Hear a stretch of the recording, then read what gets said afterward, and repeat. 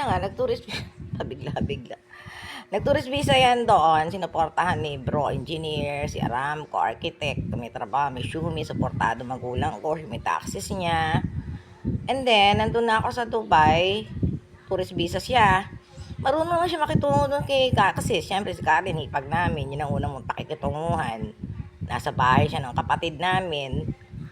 May mga baby pa yung mga nieces ko eh. Sa palang yata anak nung sisikain na palang ngayon dito lately nagbakasyon sila, mga dalaga na. So yun nga, tourist visa, naghahanap siya ng work muna for the meantime, doon nakatira sa kapatid ko. Do professional naman pareho, afford naman nilang suportahan siyang makitira muna doon sa kanila. Nag-aasikaso naman siya doon, nagluluto siya. Pinagluluto naman niya yung mga hipag ko doon, kumikilos naman siya. Hindi nga lang siya naglalaba. Sabi niya, Ate Carol, paglalaba sa kanila na. Seryoso siya doon, maraming tigyawat, payat. Tapos si Edwin, natural, papasyal ako doon, lagi kong kasama. Nakikita rin niya. Kasi si Edwin, isang ano kami niyan, isa lang kalooban namin pagdating sa mga kapatid, tong ex-husband ko.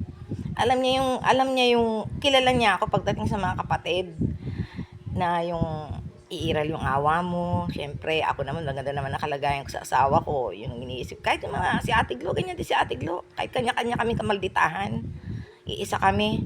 Ang bagsak na awa namin, parating sa kanya, sa mga anak niya. Kasi nga, yung mga anak niya parehong late bloomer, parental.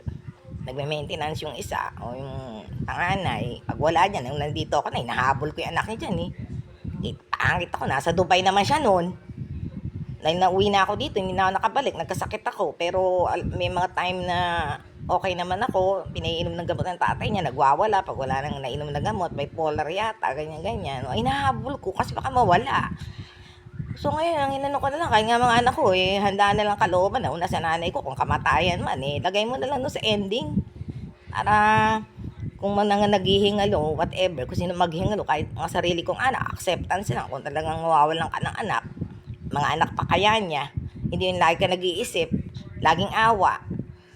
Ganun naman ako, yun lang ang totoo din. Sa Dubai kami, ang taray pa niyan dun pero may time na okay kami kasi kami lang naman dalawa magkukwento, si Karen, hipag namin, nagtatrabaho din yan. Puro kami working naman dun siya, pasyal kami wala pa siyang work. Chika-chika kami, seryoso siya. May love ka talaga. Lalo kung pangit pa ako. Seryoso siyang huwarang nagki-kitchen. Nagluluto siya doon. Di ba nakaka-inlove yun? Yung marunong sa kitchen. Tapos ako pumapangit. at kung ano yung awa ng